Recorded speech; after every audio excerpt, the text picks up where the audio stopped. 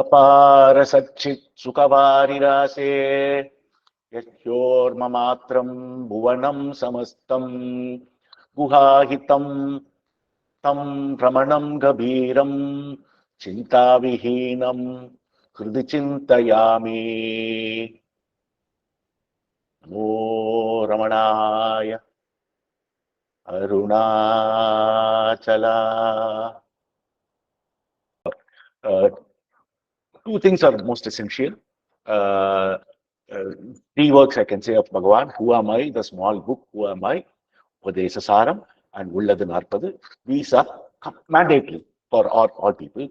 And this Upadesa Saram, till our last day, we will be reading. There is no escape from Upadesa Saram. Because how much ever we practice, more and more doubts keeps arising and more clarity every time these 30 slokas are capable of giving us. So that is the power of Upadesa Saram. Arunachala. Previously, on a couple of occasions, this is the third iteration of Upadesa Saram or Upadesa Undiyar, as it is called in Tamil, that we are trying to go through.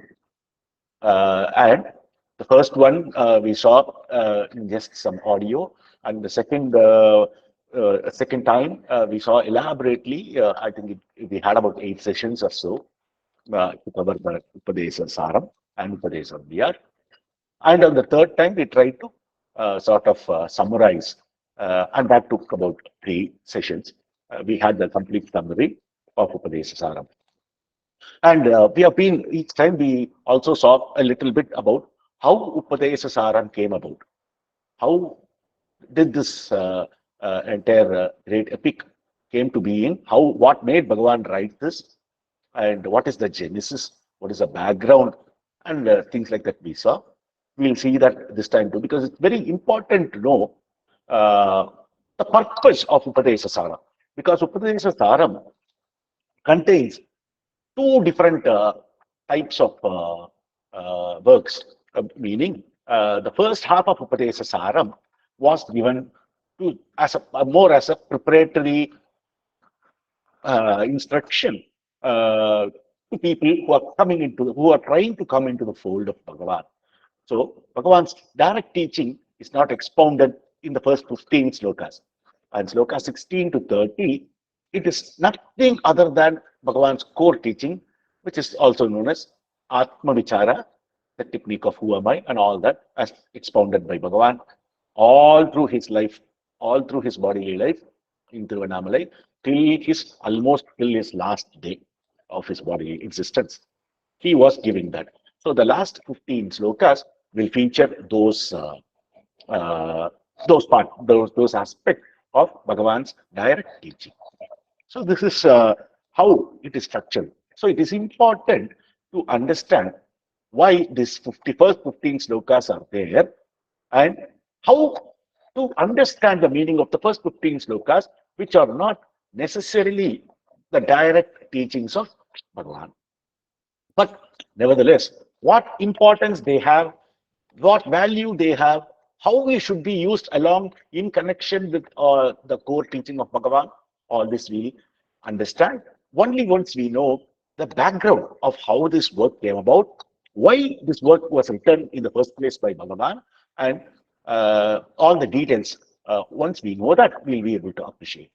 So with that in mind, we should once again go through so briefly about the coming about of the great epic called Upadesa Saram in Sanskrit, Upadesa Undiyar in Tamil. It originally was written in Tamil, uh, called as Upadesa Undiyar. It is in a meter called Undiyar meter. In meter is like what we have in Sanskrit called Chandas. Like we have Anushtup Chandas, we have Trishtup Chandas, Aryagiti, all the Chandases are there, in which all Vedas are written. Like the Tamil has its own variety of Chandases or equivalent known as meters, and they are out of this one falls into the category of Undiyar meter, popularly known as Undiyar meter. Upadesa Saram was first composed by Bhagavan Ramana Maharshi in Tamil as Upadesa Undiyar and was subsequently translated by him into Sanskrit at the request of Sri Kavya Kanta Ganapati Muni. It was the first attempt by Sri Bhagavan, a Tamil genius, to try his hand in Sanskrit. To everybody's surprise, this work turned out to be a role model translation, and Sri Kavya Kanta, an authority in Sanskrit language, was amazed by the brevity, beauty, and majesty of this composition. The quintessence of Vedanta was never brought out so succinctly and in a style as was done in Upadesa Saram. Backed by the experiential knowledge, Swanubhava of Bhagavan, it shines as one of the all-time standard texts in Vedanta. It serves both as a preliminary introduction to Vedanta as well as the final text of authority. This is what I meant initially when I said, even till our last day, right from first day, we'll read Upadesa Saram. Till the last day of our existence, bodily existence, we'll still be a student of Upadesa Saram. We will never cease to be a student of Upadesa Saram. So, it serves as both preliminary introductory Vedantic text as well as the final text of authority in spirituality. Scholars are wonderstruck at the extraordinary ease with which it takes the seeker step by step from the most preliminary level to the summit of Advaitic Vedanta. Rarely, short work such as this has combined the dual functions of the entire Sanskrit Vedantic literature. The Kavya Kanta used to praise time and again the quality of this work as well as the Suprastita meter. This meter is called in Sanskrit, the Upadesa Saram, it's called Suprastita meter. Just like as I told, we have Anushtup Chanda, Trishtup Chanda, Aryagiti and other things, plenty of Chandas, and I know only few of them. This one is called Suprastita Chandas, in which it was said and declared with great conviction that Upadesa Saram by itself is an original work by Sri Bhagavan for Sanskrit literature. Bhagavan, it was as though he never considered it was a translation. It was an original work dedicated to the language Sanskrit. Now, let's see about the work a little bit, about the work and its special features. If you consider the instructions given by Bhagavan when Muruganar asked for it, initially it was Muruganar who asked for this work to come about. We'll see that details also. That is when Muruganar was writing a magnum opus work in Tamil called Ramana Sannidhi Murai. Ramana Sannidhi Murai is all in praise of Bhagavan in various aspects. It's full of Bhagavan's life depicting how Bhagavan came down from Kailasa, settled in Tiruvannamalai, and was bestowing all the ever flowing grace to us, and plenty of other aspects of Bhagavan's devotion is completely captured in Sri Ramana Sannidhi Murai, written by Muruganar. It is the work of a stuti in praise.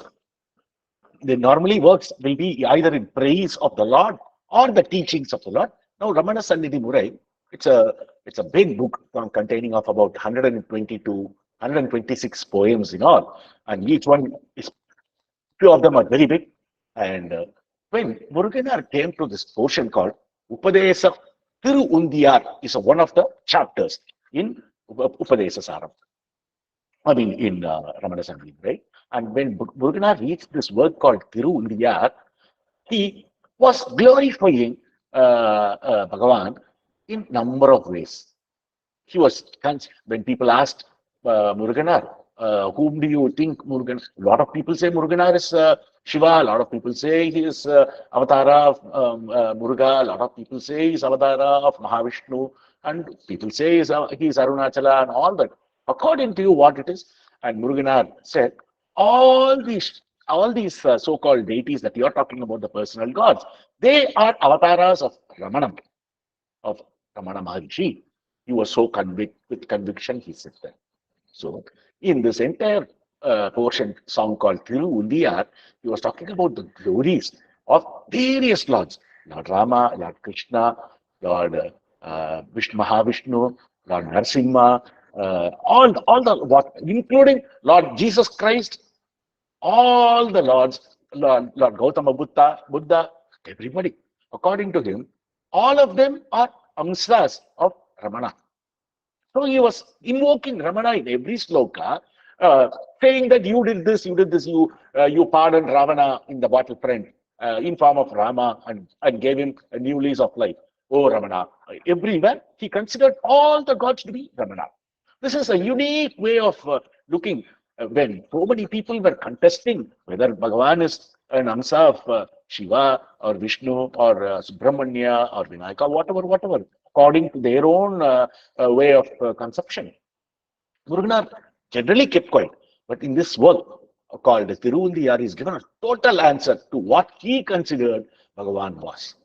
And in that, if he was while talking about the leelas of all the lords doing various Puranic activities like Rama waging a war with Ravana, how Krishna he fought, he did various things. He gave Upadesa in the battlefield, and Mahabharata was talked about, and how various other lords did. Narasimha Avtara was talked about, and plenty of things. And how Jesus Christ was in the cross, and what is the significance of his crucifixion in the cross. Everything he talks about. Right? Shiva was also talked about quite a bit.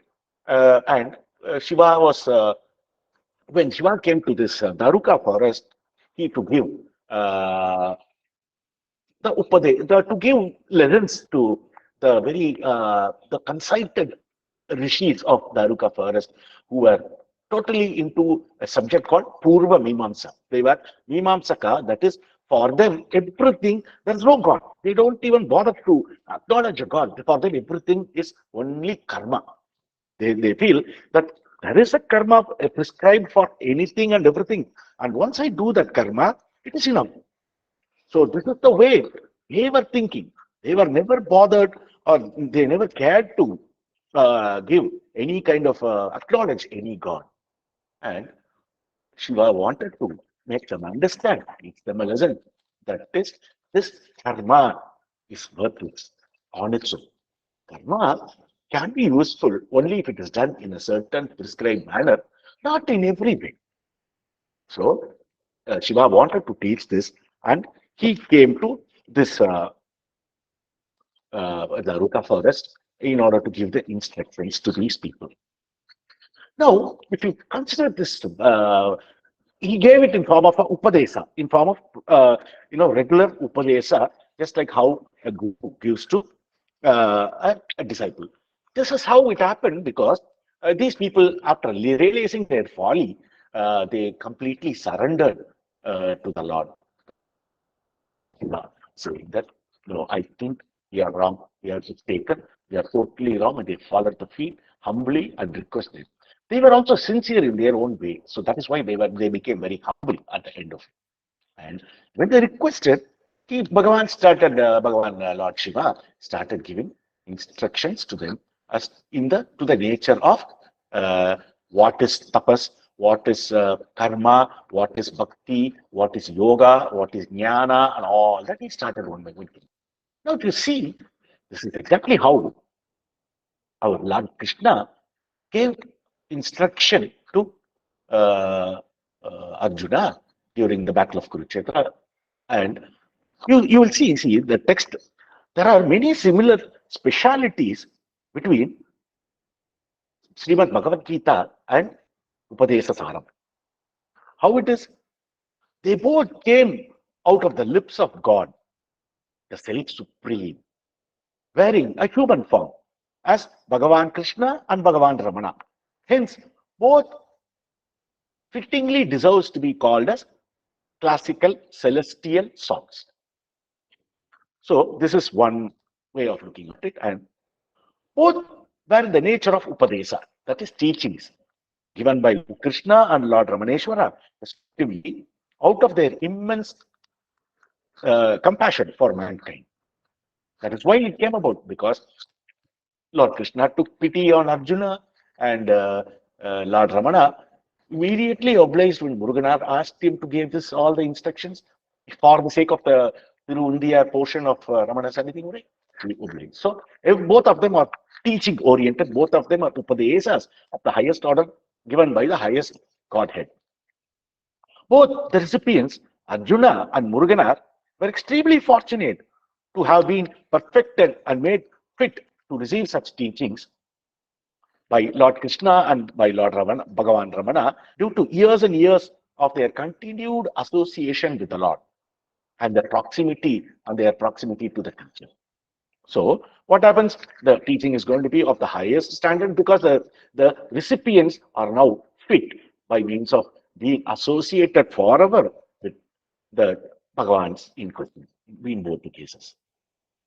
It is strange that Sri Srimad Bhagavad Gita, a spiritual treatise found in Mahabharata, the epic of Vedavyasa, it could have been featured anywhere. Why is it a part of such an epic called Mahabharata, which is full of war, which is full of stories around the life at that time in those times? This is a complete Bhagavad Gita has totally got nothing to do with all that. It is purely spiritual instruction, the entire thing. But it is very surprising that it is featured in a text called Mahabharata. And similarly, Ramana Sannidhi Murai is featured in the Stuti literature called this Upadesa Saram is featured in this Stuti literature called Sri Ramana Sannidhi Murai. So both of them is one portion of a very large work. In both of them are epic. Both the works are epic in nature. So this is one more similarity we have between Bhagavad Gita and Upadesa Saram. A further awe-inspiring similarity is the positioning of Bhagavad Gita in Mahabharata and Upadesa Saram in Sannidhi Murai. Both of them are featured towards the end of the work. So at the end of it, slowly people come to the culmination or the crux of both the epics they understand. And after the instructions of Gita, Bhagavad Gita, everything is over, the war takes place, and the whole epic comes to a close. And this Upadesa Saram it also features in form of Tiruvundiyar, features towards the end of, almost towards the end, closing stages of Ramana Sannidhi Murai. And after this, slowly people get absorbed into the essence of Upadesa Saram and slowly go to the prime purpose for which they came to Bhagavan Ramana. Now, having highlighted the several striking similarities between Bhagavad Gita and Upadesa Sara, it's equally important that striking contrast between the two should be mentioned. In Bhagavad Gita, the Lord remains Arjuna his duty as a Kshatriya, a warrior, and goads him to participate in the war wholeheartedly. Whereas in Upadesa Saram, the universal teaching for mankind, irrespective of caste, creed, religion, color, race, nationality, and all this is ignored. To look within is what is advised in this Upadesa Saram. To look within and realize one's true nature. So this is one special feature of Upadesa Saram because here the instruction is more towards self-knowledge and how to attain self-knowledge, and that is the core for which Upadesa Saram came about. So this is one a little difference between Bhagavad Gita and Upadesa Saram. Now, another interesting speciality about Upadesa Saram is that it was composed by Sri Bhagavan in a single sitting. He never got up. When Muruganar requested Bhagavan to write Upadesa Saram, the instruction given by Lord Shiva, by Bhagavan Ramana in those years in form of Lord Shiva in Darukavana, for the sake of the rishis of Darukavana, Bhagavan immediately after heeding to the request made by Muruganar, sat down, wrote all the 30 strong continuously in one stroke in one sitting. There was never any look back. Because it's an instruction given by Bhagavan already. He already knows, he is already given the same instruction. He has to only repeat now for the sake of Murugan in form of Upadesa Saram, Upadesa Undiyar. So he completed the entire work in a matter of one sitting. Aksharamanamala also came about in one sitting, but it took a longer time. Bhagavan was going around the hill, and it took quite some time before it was completed. All other works of Bhagavan were written at different point in time, a collection from various topics from various times, various questions put by various people at various times. All that was there. But Upadesa Saram has the speciality. Bhagavan sat down, completed in one stroke, and handed it over to Muruganar to put it in the through the art portion of Ramana Samini. So this is extremely important because there was no thought from Bhagavan's point of view. Just flowed. It just flowed. The entire instruction of the highest Upanishadic order. You can you can call this as an Upanishad, no doubt about it. It flew out of the glory of Bhagavan just in a matter of one city. So this is extremely important aspect that we see here. And then when we consider a little bit more about the background of what happened in the Darukavana in the time, and also we have to see that Bhagavan gave darshan as Shivalinga to his mother Alagammal, as she was a great devotee of Shiva. He appeared as Lord Subramanya of the Lord of Parani to Srimati Alamelu Ammal of Madurai, and she was a stance devotee of Lord Subramanya. So each one, for some people, he gave darshan in form of Mahavishnu, and for some people, as we saw earlier in different Christian devotees, called him the Son of God. So much so that he was universally considered by everybody to be some aspect, and this is where Muruganar differed, as we saw. In verses of Muruganar revealed his true mind.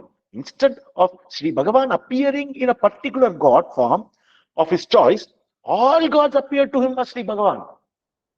Without exception, everybody was Bhagavan only for the sake of Muruganar.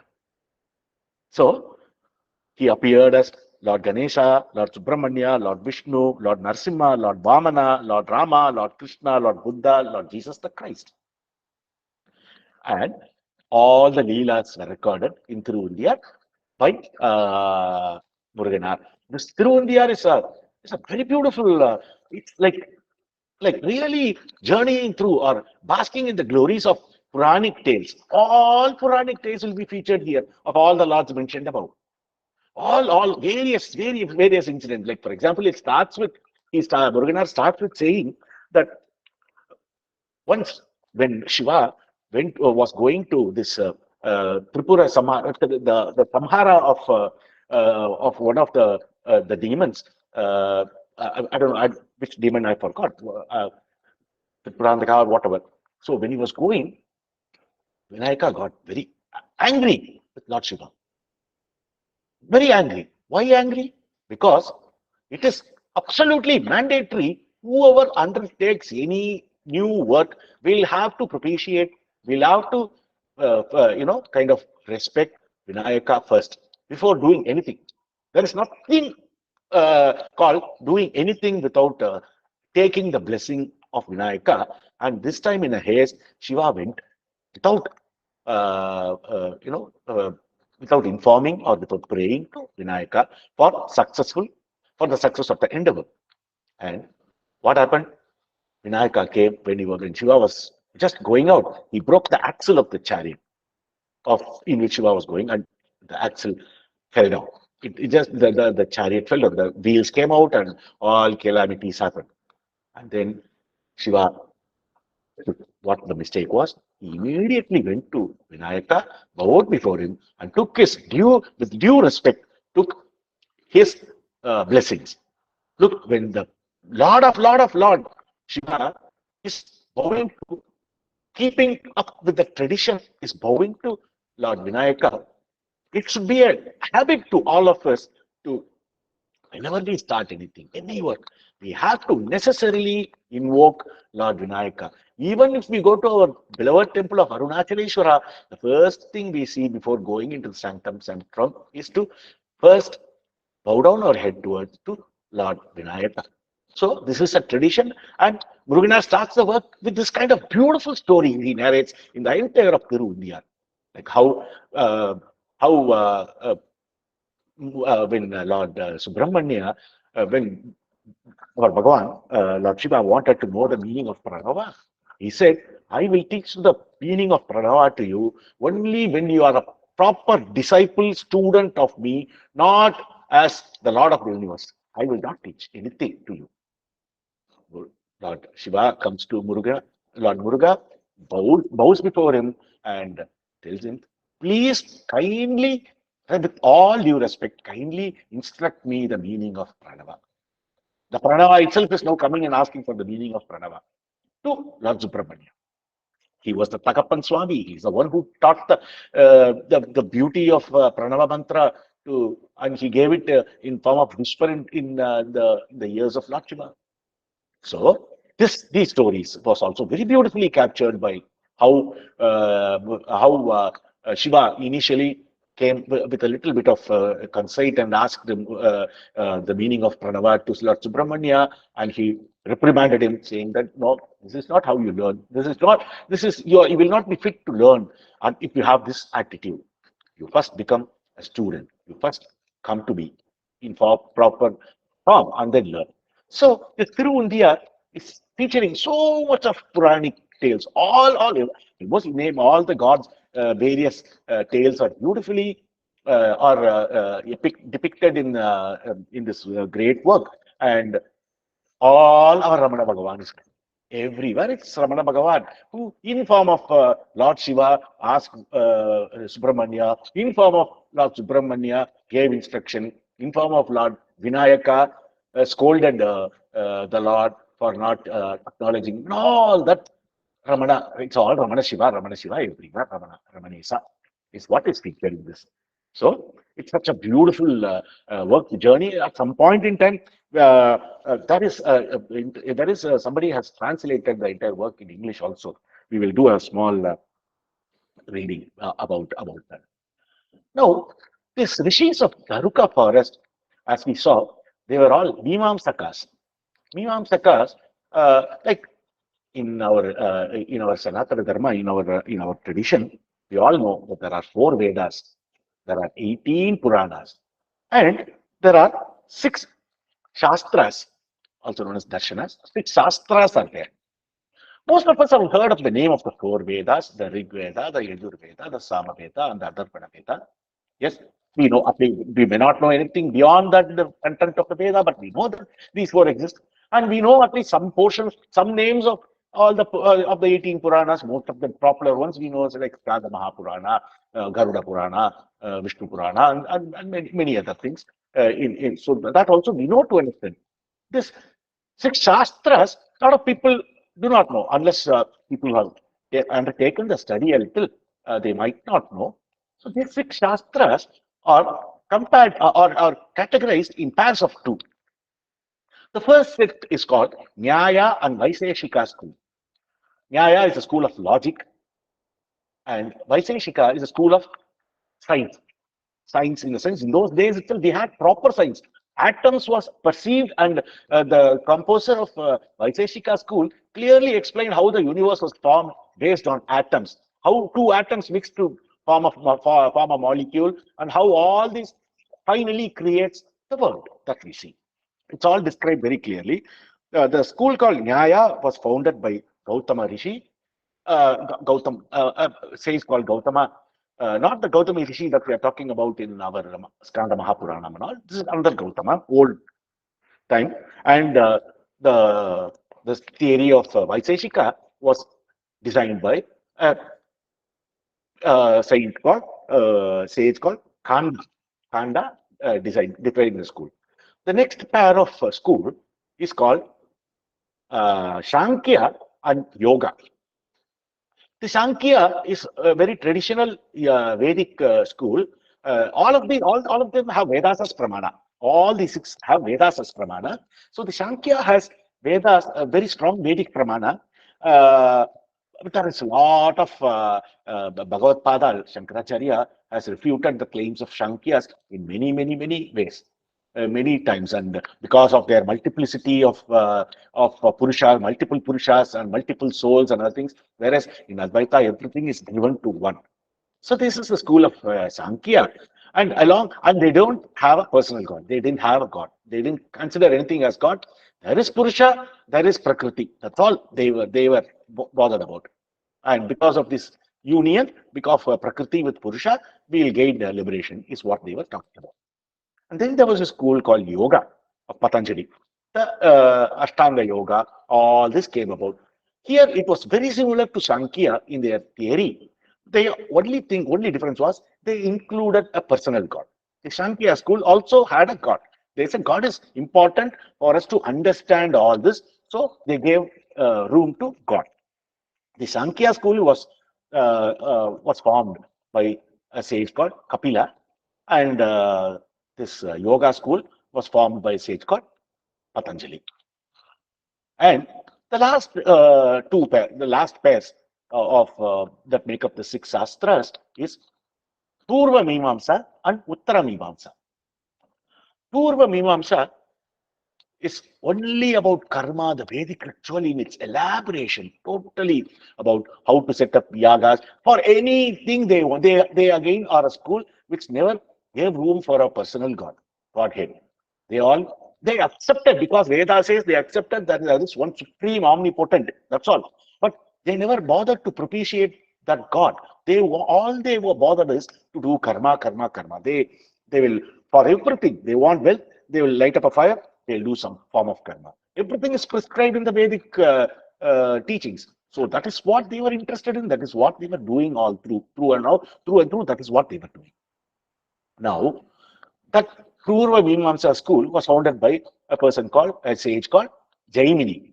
So it's also popularly known as Jaimini Mimamsa, Purva Mimamsa. And that is exactly what this rishis in Daruka forest were following. It is that school that they were following. And it is also epic that Bhagavad Padal Shankaracharya also had a big argument with a scholar called Mandana Mishra, who was a very staunch follower of Purva Mimamsa school. And after a very long debate, he subdued Mandana Mishra and took Mandana Mishra as one of his disciples. In those days, it was mandatory that whoever loses becomes a disciple of the victor. So Mandana Mishra fell at the feet of Shankara Bhagavad Padal, and he became later on known as the famous Sureshwaracharya, the founder of the first of the four Shankaramats in Srinkeri. It was founded by Sureshwaracharya, and in his Purva Asrama or in his Purva days, he was a total Purva Mimamsaka. And the next set is called Uttara Mimamsa. The last one, Uttara Mimamsa. It is also popularly called as Vedanta, the school of Vedanta. Anta of Vedas, the end of Vedas is Veda Anta. That's why it's called Vedanta. So that became the Vedantic school. Again, there are quite a lot of subdivisions in the Vedantic school itself. Like we have Advaita Vedanta, we have Dvaita, we have Visishta we have Achintya Vedanta, we have Shivatvaita, we have so many. There are so many came about. Later on, they started developing with principally different ways of interpreting the text of Bhadrayana. It's all the entire Uttara Mimamsa or Vedanta is by Vedavyasa, by Bhadrayana. And the most important work that out of which all these sprang about is the Brahma Sutra, written by Vedavyasa. Brahma Sutra contains, in short, aphoristic manner, all the details of Vedanta, which was interpreted by various gurus, including Shankara, including Ramanujacharya, including Madhvacharya, and plenty of other people over a period of time, according to how they understood, interpreted uh, this Badrayana's work called Brahma Sutra, and have written elaborate commentaries. And Advaita Veda came about that. Okay, so these are the six schools of Shastras. I mean, even though it is a little digression, I thought it's useful to know the topics that such schools exist. These are the six Astika schools of our Hinduism. This all our way of Sanatana Dharma can be comprised in any one of these. So they will either follow any one of them will definitely feature. So these are called Astika schools. And after these Astika schools, all these Nastika schools like The Jainas, they split away. The Buddhists, they split away. And they all became, they were, whoever is called Astika has their Pramanam as Vedas, are believers of Vedas. If anyone does not believe Veda, he is called a Nastika. So this Buddhists, they don't believe. They, for them, Veda is not a pramana, or for same is the case with Jain. Some other people who later on split out of this Sanatana Dharma or Hinduism as it is popularly known today. So this is how the whole thing came about, and this, according to Mimamsha Shastra, the ultimate authority is Veda. There is no doubt about it. If one performs Vedic karma as per injunction laid down in the Vedas, to attain liberation, they will attain all the 8 siddhis. They will attain liberation and they will also attain all the 8 siddhis. It is in this mood that these people in Darukavana were doing their worship. They were doing their daily life, was going like that. And Lord Shiva came out of immense compassion to pity on these rishis who strayed away from the path of truth. He wanted them to appreciate the omnipotent, all-powerful, formless higher power can assume forms. He wanted to prove that God with form is also possible, and the formless highest God, which is mentioned in the Vedas, takes form and come in various forms. Vishnu took the form of the feminine Mohini, and Shiva took the form of a medicine, most handsome that can be seen. On seeing Lord Shiva, the woman spoke of Darukavana. They forgot this. They were yes. They know that some powerful truth is speaking to. They all started walking behind this medicine. And these people in the Daruka for the rishis, they were very jealous. They were very, they don't know what happened. But at the same time, they were also totally overtaken by lust that they developed in form of due to on seeing this Mohini avatar, this Mohini form of Mahavishnu. And they started again going behind, or they were all confused at this time. But these rishis were absolutely angry, even though they were overcome by lust. They were not willing to accept their fault, but they were finding fault only with the women folk who went behind Shiva for the sake of Shiva Tejas. Because of the Tejas that Shiva had, they went there. So what happened after that? They wanted. They were not not willing to destroy the women folk because they need the help of the women folk, of their wives or the women folk for all purposes, because no yaga or no yajna can be completed without the help of they have to participate in one way or the other. The upasana life cannot be lit without the help of a wife. A bharya is needed to do that. It's like that. The entire Vedic system revolves around Grihastha Ashrama, and in Grihastha Ashrama, the role of a wife becomes absolutely important. So they didn't want to destroy them. But their anger got multifold diverted towards the one mendicant because of whom all this happened. That is Lord Shiva. So, deluded as they were, the Darukavana rishis were furious at the outrage of the women folk following Lord Shiva. So, they followed Mahavishnu in form of Mohini Rupa, and now they were angry with these people. So, what happened after this? They decided they will pick up a big fight. The Rukavana rishis started one by one. They started there. They immediately started a yajna called Abhichara. Abhichara is the name of that yajna that they started for the purpose of this victory over Lord Shiva. They thought with this Abhichara yoga yajna, they will be able to achieve success. So they created different forms of evil and directed them towards the Lord. The first one, a ferocious tiger, was sent forth. And the Lord immediately destroyed the tiger and pulled the skin of the tiger and wore it around his hips and walked majestically. Then they sent a very venomous snake. What can a venomous venom do to one who has a throat, Neelakanta, who has swallowed the all powerful halahala poison and kept it in his throat for the sake of humanity, for the sake of all the rishis, for the sake of all the devas, for the sake of everyone, including Mahavishnu. He swallowed and he came to be known as Nilakanta. What can all this poison do to this Lord of ours? But the newcomer, that is the snake, they became friendly with Shiva. They became devotees of Shiva and they started adoring Shiva's snake one by one.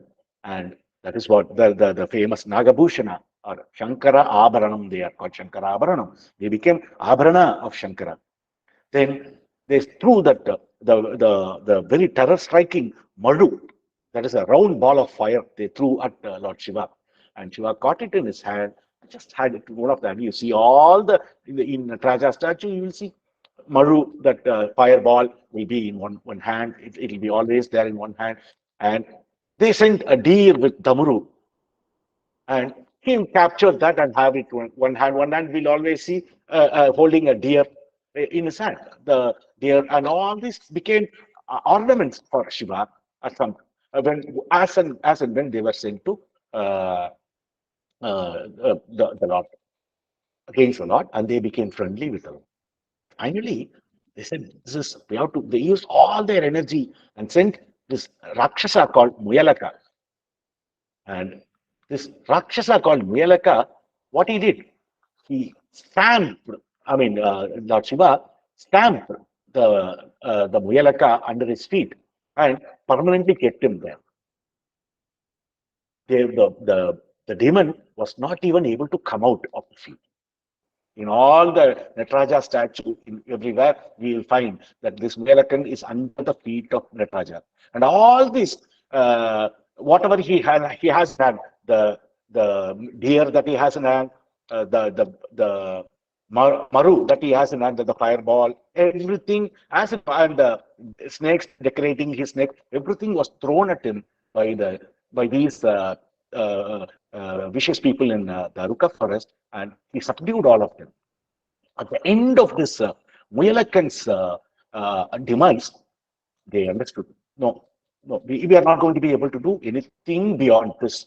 I think they have decided, they have come to a conclusion that they have reached our end. So they decided to go to Shiva, fall at his feet, and ask him what to do. What is happening? Why is this happening? Our karmas have never failed us never ever. For everything, we were so victorious with the help of these karmas. This time, what happened? Why it is not happening? Please teach us. We realized that there is a higher truth. We do not know what it is. They became all humble immediately. And they came to Bhagavan, Shiva, and asked him, what is this? Shiva immediately pardoned them, saying, yes, you have not understood the nature. This is the whole problem started only because you didn't understand what the nature of various activities are. Once you understand them, you will have no problem. You will appreciate the whole thing, why it all failed, why karmas will fail.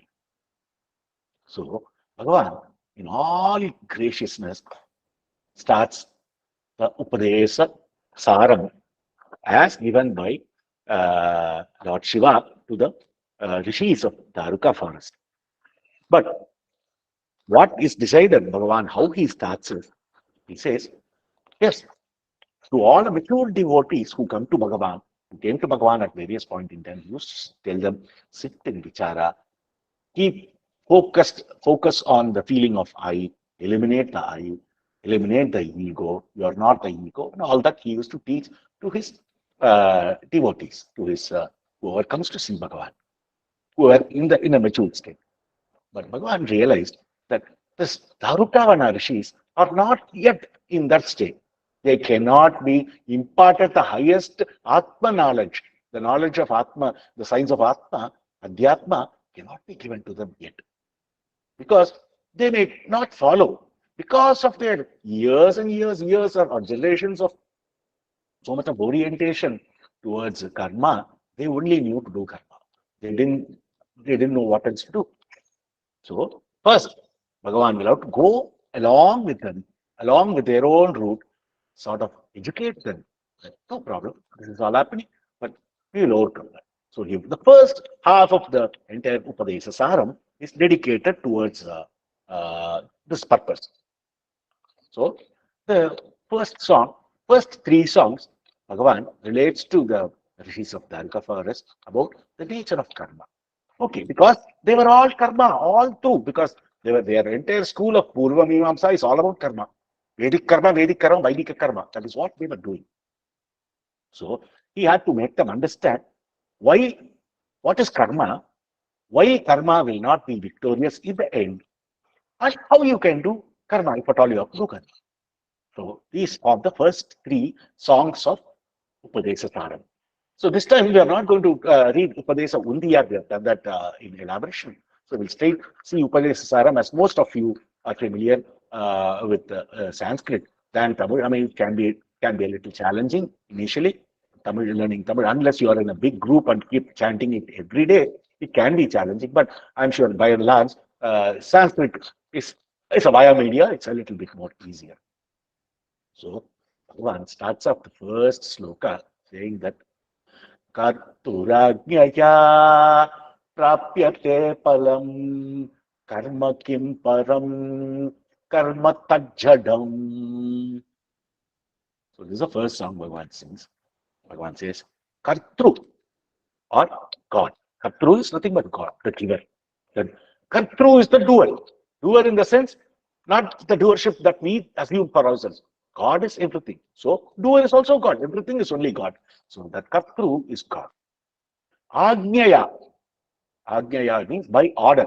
By the order or by the decree of the God. Prapyate. What is prapyate means? It is obtained. What is obtained? Palam, the result. The results are obtained by the order or decree of the God. The palam of what? Of all the karma that we do. So, unlike the thought that these the Rukavana forest rishis had earlier, which is the karma is giving all the results. So they did not propitiate a God. They did not even consider the existence of a God. But Bhagavan starts off saying that karma will not do all this. It is only the God who, based on the karma that you do, awards, dispenses because of his order. Ajna is the word. Because of the order, he is the one who gives. And he says, karma kim param. So if that being the case, action, karma, kim, what? Param, supreme. Is it supreme? No, it is not supreme. Karma tat chadam. Karma is jata. Karma on its own because it cannot do anything. Based on the karma that is performed, the sentient Lord is the one, the Lord of whose with senses. He is the one who can dispense the fruit of karma. So here first he makes the rishis of Dharka for us understand the primary mistake that they have committed in thinking that they will do karma. They have been doing all karma. They complain to the Lord. We have been doing karma. Karma has never left down. They thought the karma by on its own gave the results.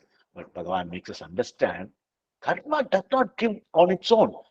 Because of the nature of the karma, the Lord who is above the karma dispenses the fruit. He either gives you success or failure based on the nature of karma. So he asked here, all works are done because of that kartru, because of the order of the kartru. Kartru ajnaya prapyate palam karma kim param karma tajjadam. Because karma is jata, we will not give you anything at all without the intervention of the superior Lord, who is the one who dispenses the karma to all of us accordingly. If we are born this Janma, if we are born, we come to this Janma carrying our load of Prarabdha karma. It's allocated. Who is the allocator? It is the Kartru. It is the Lord that gives the karma to all of us according to what we should have to expend in this lifetime. So it is all the Lord only that can allocate the karma or give results of the karma.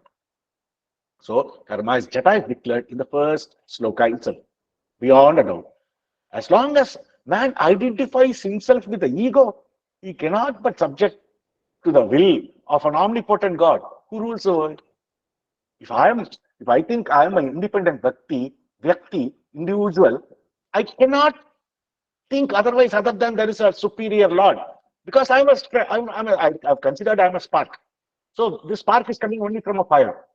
That fire is a Lord. So the moment the ego is there in anyone, nobody can afford to live without the help of a God. So God is Sarvakarta. He is the doer of all actions in this world. So we'll have to necessarily consider that God and propitiate that God in proper way. So we cannot say, I will do Nirguna worship straight away at this point in our spiritual progress. God with form is extremely important. Bhagavan has made it 100, given it in 100 occasions. Muruganar has mentioned in almost all lot of points. He has mentioned that it is extremely important in the initial stage. You cannot be constrained and say, no, I'm an Advaitin. I don't need God's personal God. You kill him. Advaita can act like a double-edged sword.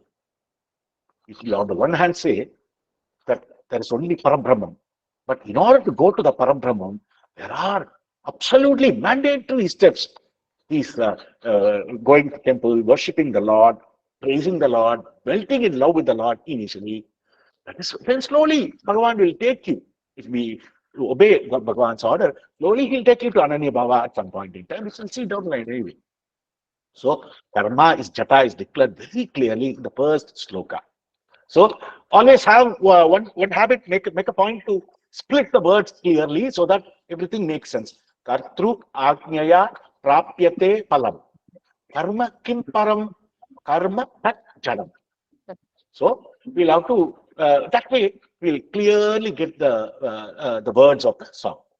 So having declared that karma is nothing but jata, he goes on there. He says in the next song. Next song is extremely practical and important to all of us. It's got a lot of extended meanings. I always used to sit with this song quite a bit, and let's see the song. I'll come step by step. Kriti mahodadau padana karanam palam asashvatam gati nirodhakam. It's a song. So Kriti is action done. Maho udadau. Mahodadau is a word. Maho udadau. Maho is great. Udadau is ocean. Kriti maho udadau.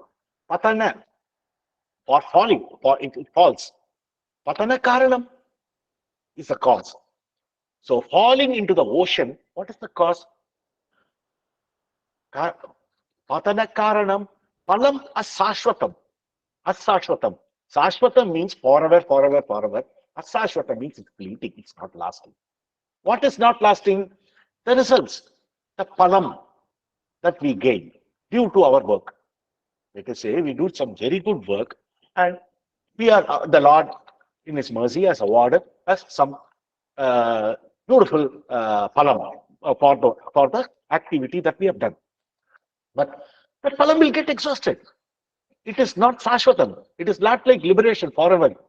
It will come. It will allow you to enjoy that palam for a while. It has got a limited lifespan. Once it is over, gone. Everything is done.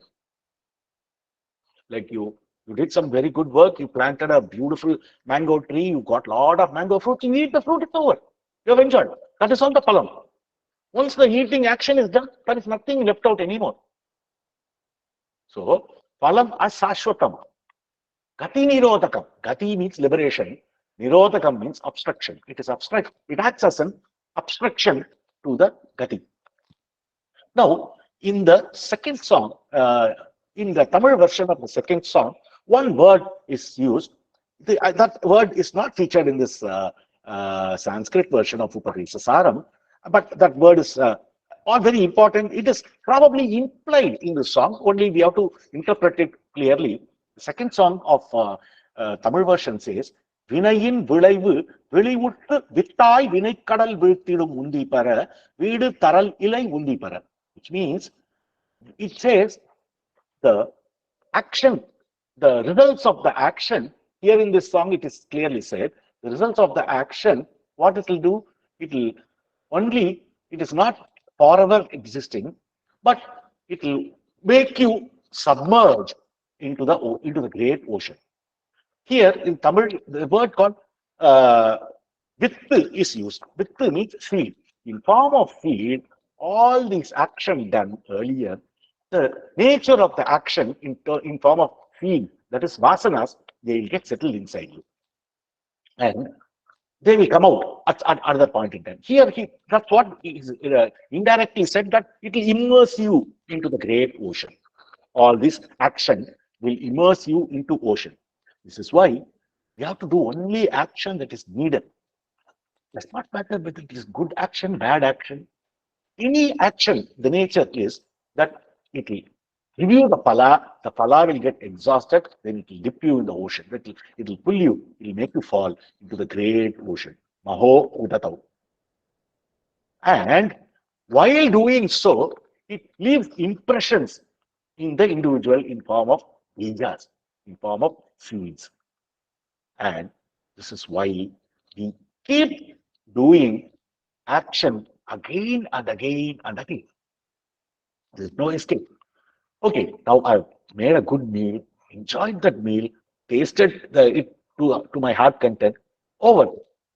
Tomorrow I want again the same quality of meal or better quality of meal. Day after tomorrow, I again want. The phalam is getting exhausted. Yeah, the taste is the phalam. We enjoyed it. We enjoyed the food. Had a great feeling. But look, is it leaving you? Technically, it should have left you. Technically, okay, I wanted to do this. I've done this. Now I'll go. We are not able to do, because all these phalam, upon getting exhausted, stay in the form of feed, stay in the form of bija in ourselves.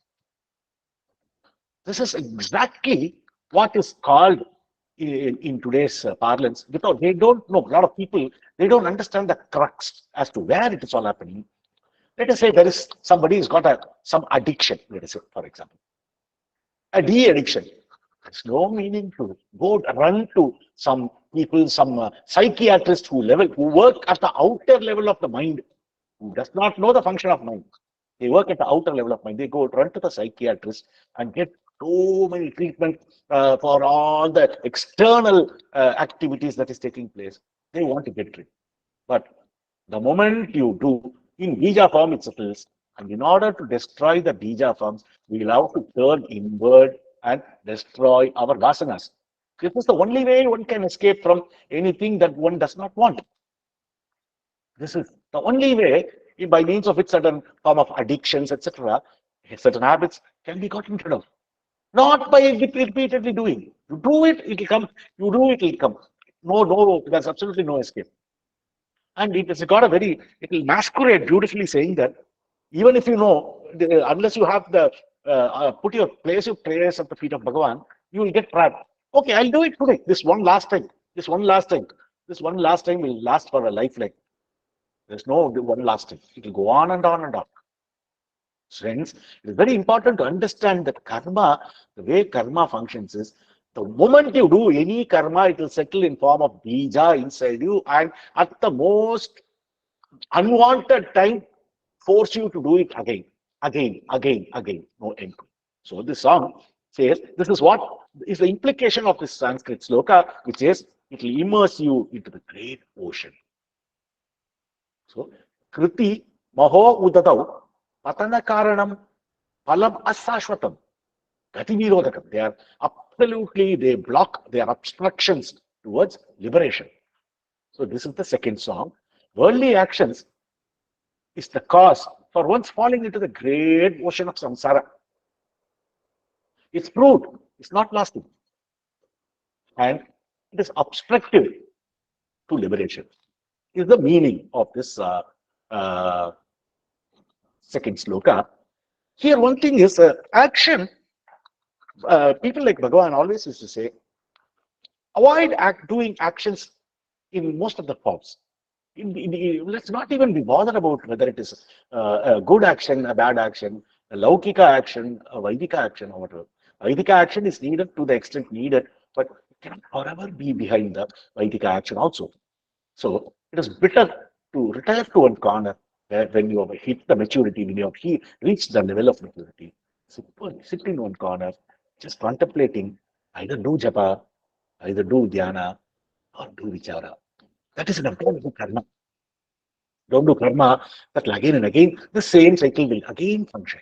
Nobody can escape from this way of functioning of karma. Karma, what you do, will necessarily be in the form of bija. It will settle down, and it will have to come out again. So the nature of karma is clearly explained, and it is a very practical sloka, the second sloka. All of us will have to only, if at all we don't want to do something, if at all we want to refine, reform ourselves in some way or the other, try to do as little karma as possible as needed. Especially karma oriented towards what you are trying to avoid. Don't go behind it. Don't even mentally go behind it. Even it will give a mental bija. It will give a form of meal. You don't need to physically do. You don't need to really prepare a big meal. Eat that. Even if you think of doing it, it is as good as done. So a very practical message that we have to derive from the second sloka is be careful about doing karma. Karma is called as pitfall. It's a dangerous pitfall. So avoid, slowly reduce the amount of karma you do over a period of time.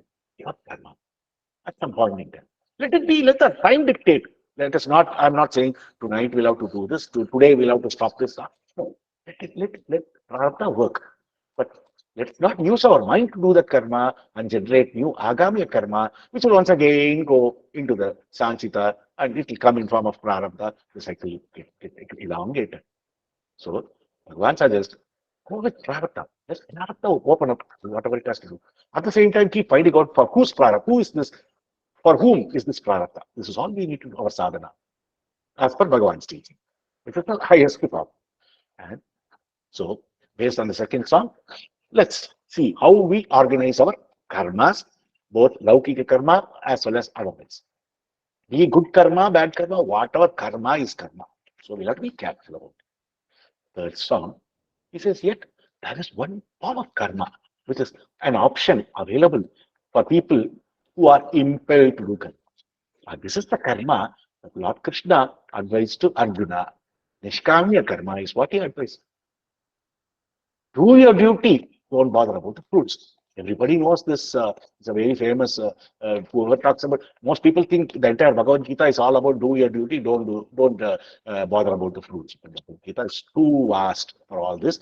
But it's popularly understood. That third song reads, Ishwararpitam nechayakritam chittasodakam mukti sadakam. Ishvara Arpitam. That is, Arpita is dedication. Ishvara Arpita. So dedication to God. Dedication of what to God? Ishvara Arpitam na ichchaya. That is, without desire. Ishwararpitam ne ichchaya. Na ichchaya is this is the split of neschaya. Na ichchaya. Na ichchaya kritam. So what does kritam means? Kritam means done, whatever is done. Chitta sodakam, mind purified. Sodakam is it's purifier of mind. Chitta sodakam. And mukti sadakam.